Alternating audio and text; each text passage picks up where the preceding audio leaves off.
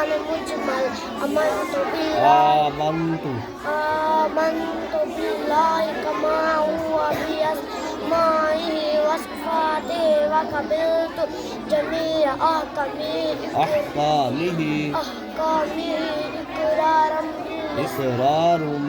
إقرار باللسان وتصديق بالقلب.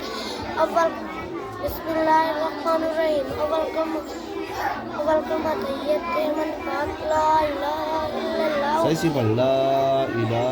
لا إله إلا الله محمد رسول الله. دوسرا كلمة شهادة من بغيرنا أشهد أن لا إله إلا الله وحده لا شريك له وأشهد أن